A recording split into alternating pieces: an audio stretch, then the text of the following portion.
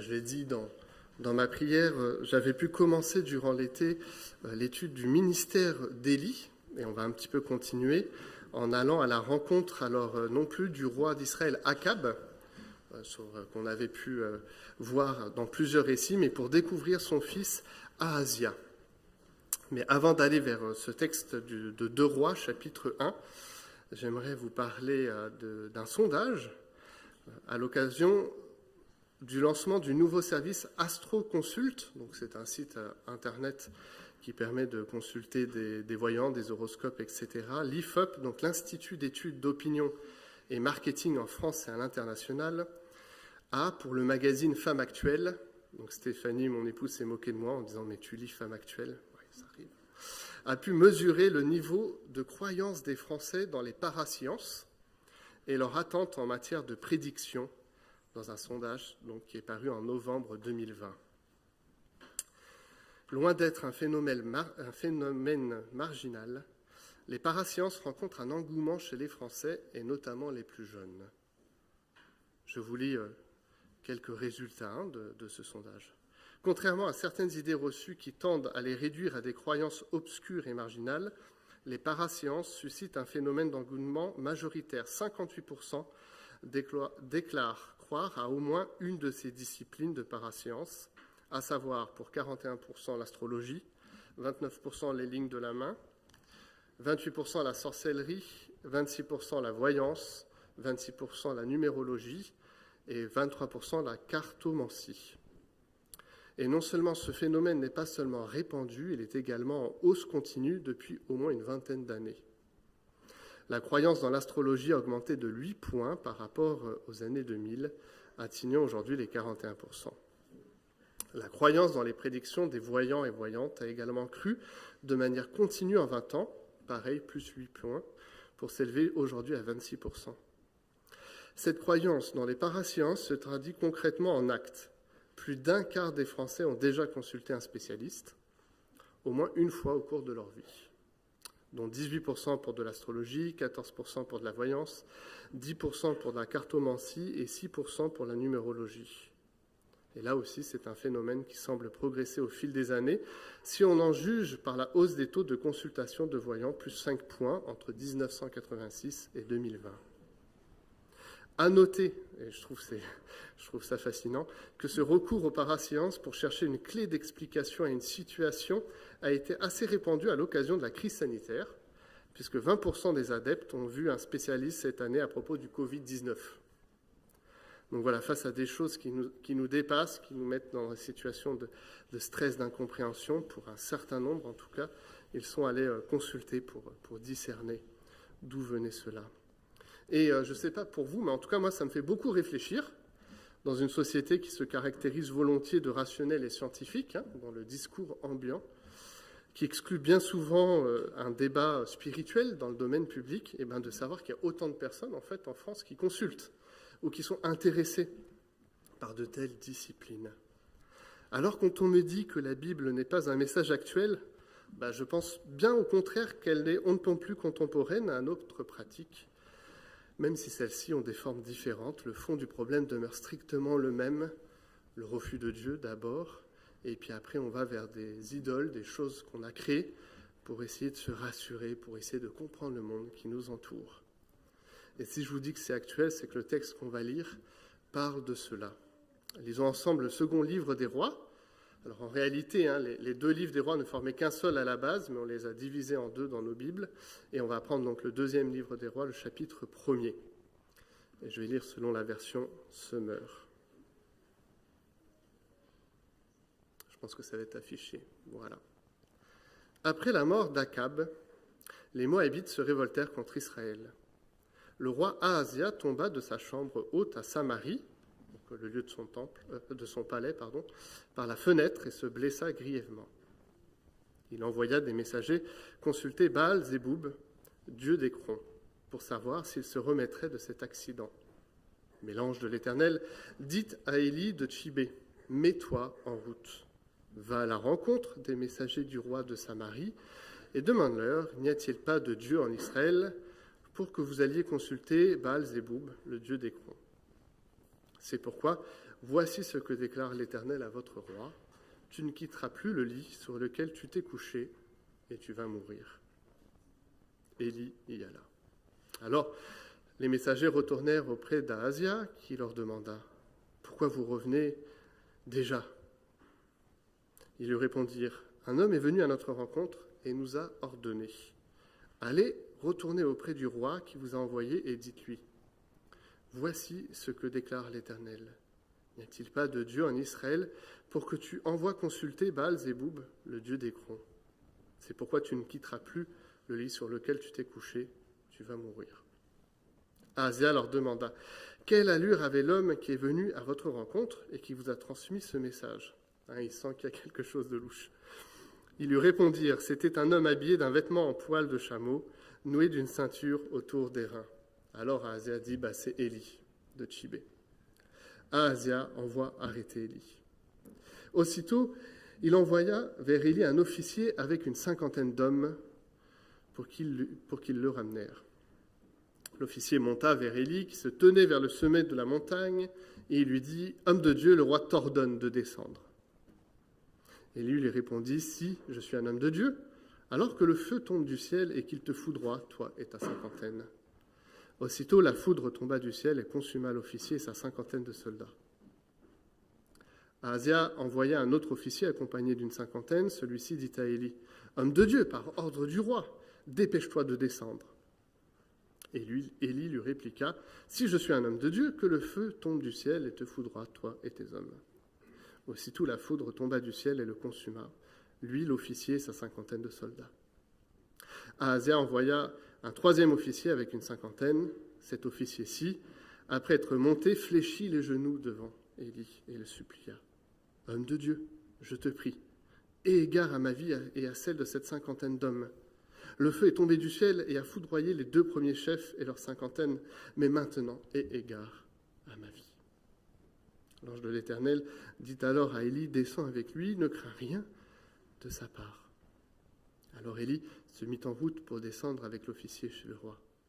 Lorsqu'il fut arrivé, il lui dit « Voilà ce que déclare l'Éternel.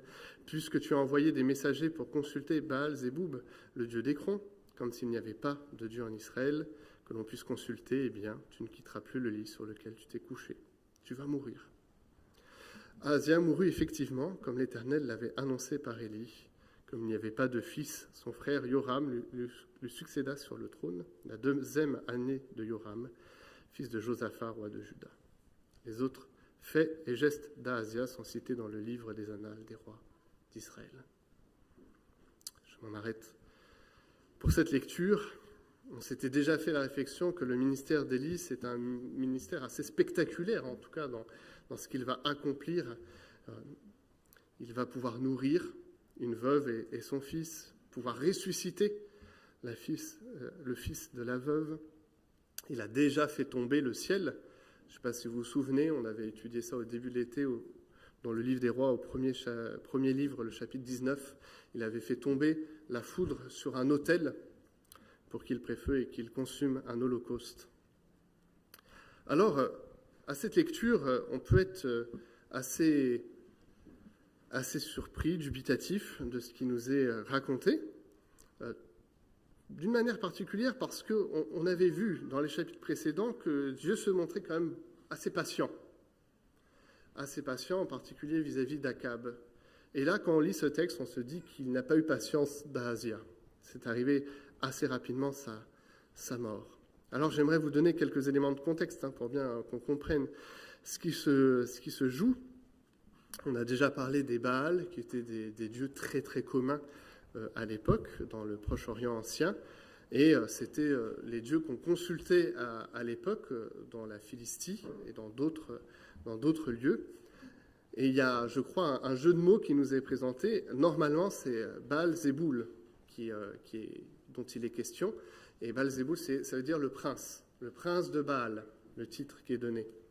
Et on soupçonne que l'auteur biblique, avec un petit peu d'humour, a changé ce nom en parlant de Baal-Zéboub, le dieu des mouches. Le dieu des mouches. Ce dieu des mouches était aussi adoré à l'époque parce que les mouches étaient un fléau et donc on adorait ce dieu en espérant que les mouches partent et ne vienne pas apporter son lot de maladies vis-à-vis des hommes. Il y avait un lieu très connu, c'est à Écron, et beaucoup de personnes allaient vers ce Dieu-là pour discerner un peu quelle était la volonté de ce Dieu pour chacun. C'est en tout cas la décision de Ahazia qui décide donc de dépasser la frontière de son pays, d'envoyer des messagers dans un autre pays pour aller à la rencontre du temple de Baal-Zéboub, le dieu des mouches. Et alors qu'il va chercher une réponse, c'est Élie qui se trouve sur le chemin, et il a une réponse en fait directement dans le pays d'Israël, du Dieu d'Israël. La sentence tombe vis-à-vis de la faute d'Ahazia. Il va mourir et ne pas se remettre de cette chute. Alors il n'est pas dit qu'il a péché Ahazia en chutant de cette fenêtre. Il n'est pas dit que cet accident est dû à une faute spécifique de cet homme. Sa faute particulière, c'est au lieu d'aller à la rencontre de Dieu pour trouver une solution à cette situation, il sort de son pays, il va plus loin qu'Israël, et il va à la rencontre d'une idole lointaine, environ à 70 km de la Samarie. Ce qui d'ailleurs fait prendre conscience, lorsqu'il voit les messagers revenir, qu'il y a quelque chose de louche en fait. Ils sont revenus trop tôt, c'est pas possible d'avoir fait 70 km aussi rapidement. Ahazia est fautif de plusieurs manières. Il est fautif parce que, il est allé consulter un autre Dieu, mais il est aussi fautif parce que c'est le fils d'Akab et qu'il avait déjà vu de la part d'Élie des miracles assez extraordinaires. Il avait vu que le Dieu d'Israël était un Dieu vrai, un Dieu parfait, un Dieu juste, un Dieu bon. Et malgré cela, il va ailleurs. On pourrait dire que la faute d'Ahazia, c'est la faute de chacun d'entre nous. On sait qui est Dieu. On peut venir à sa rencontre, on l'a fait ce matin dans notre culte. On a célébré sa bonté, etc. Mais dans les moments où ça va mal, on se dit, ce Dieu-là, il peut pas nous aider, il faut qu'on aille voir autre chose. Il y a d'autres moyens d'accéder à une guérison, à quelque chose qui est difficile dans notre vie. Et je dirais que c'est assez humain, en général, quand quelque chose va mal, on cherche un peu à droite, à gauche à trouver des solutions, alors que l'évidence serait d'aller vers celui, comme dit le psalmiste qu'on a lu, qui a pris soin de nous chaque jour et dont l'expérience a manifesté sa grâce et son amour pour nous. La faute aussi d'Ahazia, c'est de rentrer en confrontation avec Dieu.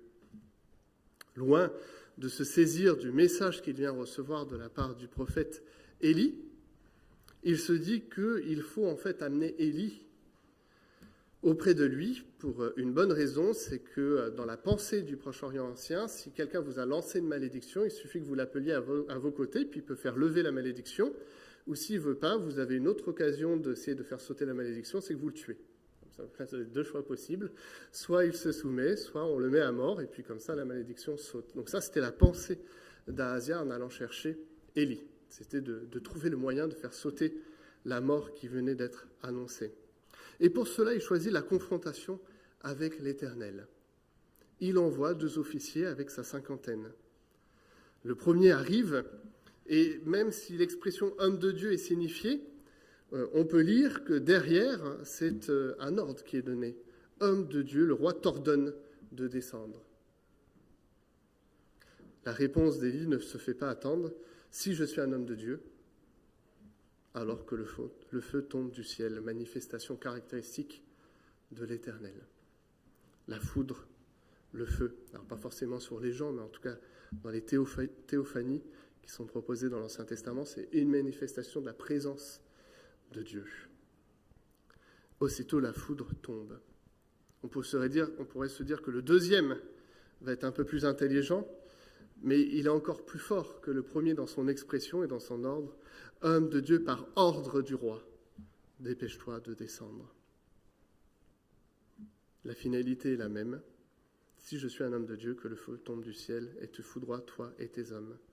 Ces 2 premiers groupes manifestent en fait exactement ce que pense Ahazia. Ils viennent avec l'autorité du roi signifier un ordre au prophète. La confrontation ne marche pas. Ces hommes se font pulvériser. Le troisième arrive, et on sait que le chiffre 3 dans la Bible, c'est souvent à ce moment-là que les choses vont changer. Le troisième arrive, cet officier-ci, après être monté, comprend que ça va mal se passer. Il fléchit les genoux devant Élie et le supplie. « Homme de Dieu, je te prie, aie égard à ma vie et à celle de mes hommes. » D'ailleurs, c'était une expression qu'il n'avait jamais eue dans les deux autres officiers qui n'avaient pas pris soin des autres hommes, de ces hommes de la cinquantaine.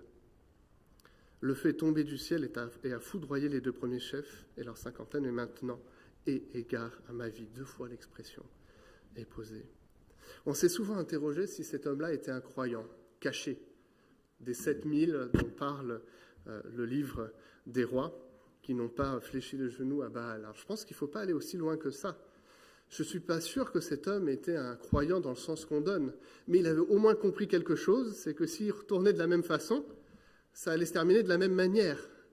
Et donc, avec une intelligence assez basique, il s'est dit, je ne vais pas faire 2 fois, je ne vais pas faire la même bêtise que les 2 premiers, je vais venir et tenter autre chose. Et ce qu'il tente, c'est tout bête. Mais en fait, c'est juste la sincérité d'un homme qui vient à la rencontre de Dieu et qui dit, je reconnais ta puissance, je reconnais ta souveraineté, et égard à ma vie. J'ai vu ce qui s'est passé dans les 2 premiers, j'ai entendu ce qui s'est passé, et égard à ma vie. Je viens et je me soumets à toi. Parce que tout l'enjeu de ce texte, c'est la soumission à Dieu. C'est la reconnaissance que l'Éternel est le roi premier d'Israël, est le roi premier de l'existence d'Ahazia, des 2 officiers, de la cinquantaine, quelque part ultimement de toute vie humaine. Cet officier vient humblement à la rencontre d'Élie. Et au lieu de la confrontation, vient en dialogue, vient en suppliant, vient simplement prier que Dieu ait pitié de lui. Alors les choses se passent de manière différente. L'ange de l'Éternel dit alors à Élie, descends avec lui, ne crains rien de sa part. Ce texte nous dit très simplement que la confrontation avec l'Éternel ne marche pas, mais que la rencontre humble avec notre Seigneur produit du fruit. Élie aurait pu se méfier de cet homme. Est-ce que ce n'était pas un piège en se disant, voilà, je m'humilie devant lui, et puis dès qu'il descend, on le prend et on l'enchaîne. Mais l'ange de l'Éternel dit à Élie, non, vas-y. Ce qu'il a fait, il l'a fait avec sincérité, avec courage, avec humilité. C'est le premier homme dans ce récit qui ne fait pas l'ordre du roi. Il n'ordonne pas à Élie, mais il vient demander si c'est possible. Et je fais là aussi référence à ce que je vous avais dit, et pour ceux qui entendent la prédication aujourd'hui, qui n'ont pas les éléments, mais c'est tout l'enjeu du livre des rois. Cette rencontre paisible de tout être humain avec Dieu au lieu de la confrontation, au lieu d'aller chercher ailleurs. Même pour Élie, il avait besoin de le vivre lorsqu'il était caché dans cette grotte, désespéré, déprimé, dépressif. Ce n'est pas dans les choses extraordinaires qu'il a vu la présence de Dieu, mais dans le souffle fragile qui est venu à sa rencontre. Là, c'est toi, Éternel. Là, je reconnais que c'est toi. Ahazia s'est endurci. Et ce n'est pas le seul. Il y a un parallélisme assez évident avec le Pharaon et d'autres dans la Bible. Le chemin du péché où on s'endurcit au fur et à mesure qu'on entend une parole de Dieu et qu'on y résiste. Et qu'on devient totalement incapable d'entendre une parole de grâce, une parole d'amour, une parole qui fait du bien. On s'entraîne quelque part à résister à la parole de Dieu. Alors, Élie arrive auprès du roi et déclare exactement ce qu'il a déclaré au messager. Il n'y a rien qui change, c'est la formule dans la langue originale, c'est la formule exacte qui est reprise. Tu ne quitteras plus le lit sur lequel tu t'es couché et tu vas mourir. Le parallèle avec Akab qui avait su reconnaître ses torts de manière provisoire, en tout cas, et marquant le père qui avait reconnu que faire tuer Naboth et sa famille était un scandale, qui s'était humilié, avant certes après de retomber dans son péché, mais qui avait pu un instant reconnaître le poids de son péché, et le fils qui s'est endurci, qui ne veut pas reconnaître son tort. Ahazia mourut effectivement, il aura régné 2 ans. Alors ce texte nous parle, je l'ai dit, de manière peut-être particulière, en tout cas nous appelle à revenir à Dieu dans chaque situation de nos existences, mais on peut aussi s'interroger, parce que l'Ancien Testament, dans sa façon d'exprimer les choses, est parfois violente. Le texte qu'on a lu n'est pas un texte joyeux, c'est assez violent. Et il y a un écho, et je souris parce que je trouve ça assez rigolo, où en fait des disciples de Jésus, connaissant cette histoire d'Élie, se sont dit on pourrait appliquer la même chose à un village de Samaritains. Est-ce que vous voyez ce texte-là? Je vais vous le lire. Lorsque le temps, donc c'est dans Luc chapitre 9, les versets 51 à 56. C'est toujours fascinant de voir en fait les parallèles qui peuvent se jouer. Lorsque le temps approcha où Jésus devait être enlevé de ce monde, il décida de manière résolue de se rendre à Jérusalem. Il envoya devant lui des messagers en cours de route. Ils entrèrent dans un village de la Samarie pour lui préparer un logement, mais les Samaritains, qui étaient là, lui refusèrent l'hospitalité parce qu'il se rendait à Jérusalem.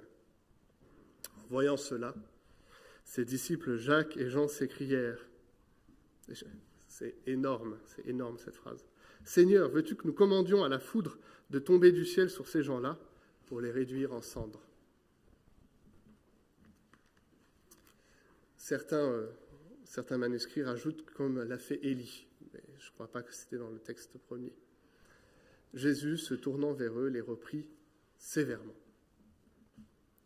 N'est-ce pas parfois notre tentation à la Jacques et Jean, quand quelqu'un nous résiste, quand quelqu'un n'est pas d'accord avec nous, de dire « Seigneur, tu viens, tu lui montres qui est le chef, et puis après on avance. » Alors là, c'est assez énorme. Moi, j'imagine la scène. Je pense que pour ceux qui me connaissent, j'ai déjà dit, je suis très imaginatif, mais j'imagine Jacques et Jean qui regardent ce village et qui disent à Jésus, tu les pulvérises et puis c'est tout.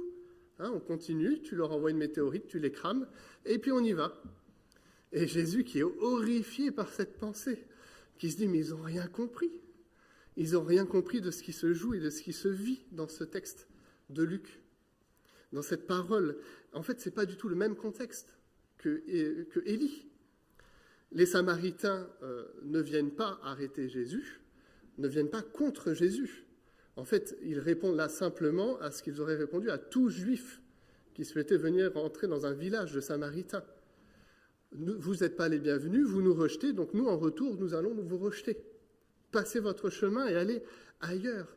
Ce n'est pas à Dieu qu'ils s'en prennent directement, au Fils de Dieu, mais c'est simplement aux Juifs dans des relations très conflictuelles qui se vivaient à l'époque. Là où le contexte d'Élie, Ahazia savait exactement qui était Élie. Il avait entendu les histoires, il avait vu ce qui s'était passé pour son père Akab, et c'était Israël en entier qui avait vu aussi la déchéance des prophètes de Baal pour Dieu. Dieu avait manifesté sa grandeur de bien des façons.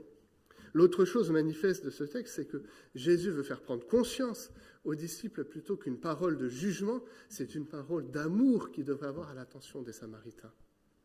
Une parole qui vient venir à leur rencontre annoncer l'évangile, plutôt que de se fermer et de s'endurcir en disant, tu ne prends pas soin d'eux, tu viens, tu les pulvérises et on avance.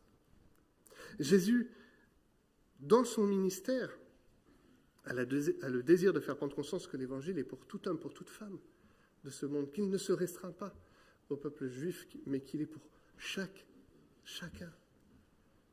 Pour aujourd'hui, nous, chacun d'entre nous, pour cette Église, mais aussi pour notre ville, pour notre pays, pour ce monde en entier. Chacun a accès à Jésus. Mais voilà en tout cas un parallèle assez marqué qui doit nous faire réfléchir aussi ce qui nous agite dans notre cœur lorsqu'on fait face à des situations de conflit, à des situations de confrontation.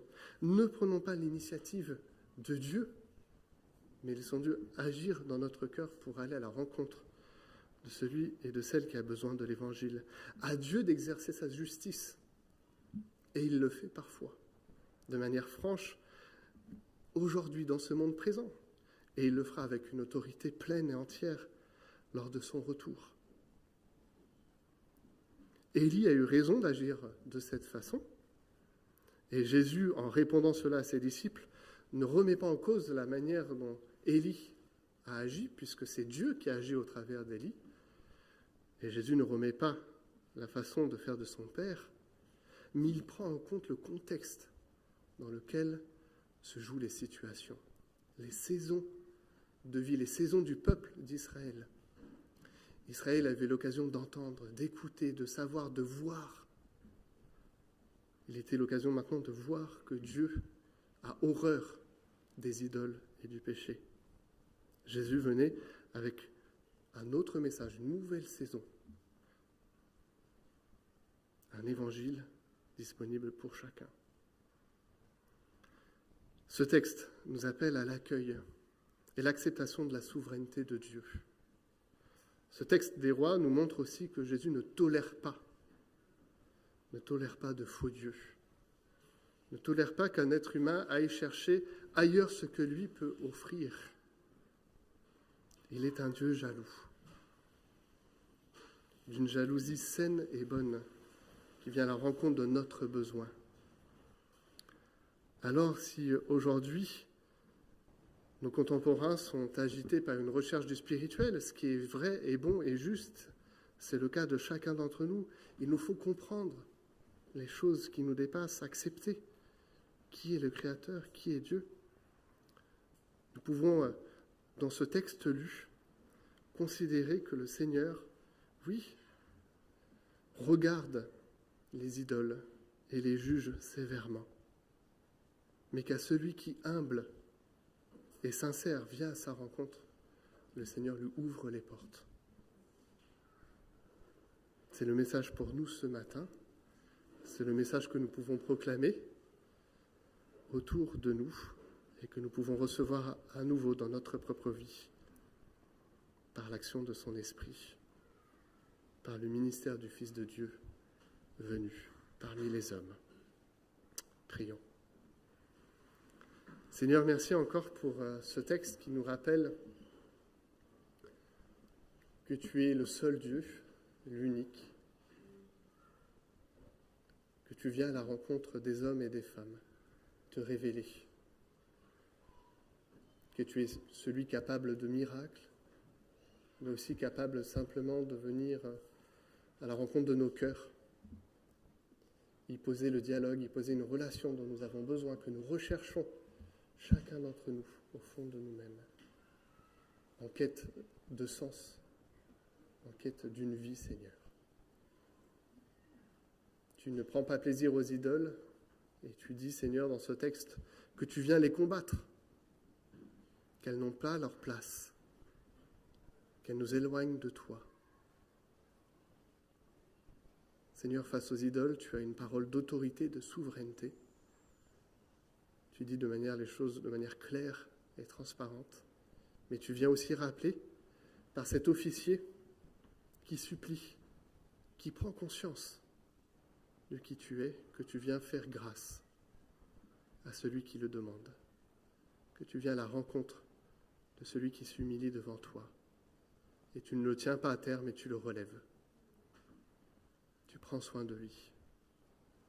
Merci Seigneur pour ces deux visages, pour Ahazia qui s'est endurci et pour cet officier dont nous ne connaissons pas le nom mais dont nous voyons l'œuvre, que nous puissions nous-mêmes dans ce texte nous en saisir, savoir ce que tu souhaites nous dire et nous enseigner, revenir à toi ce matin de manière humble. En ton saint nom. Amen.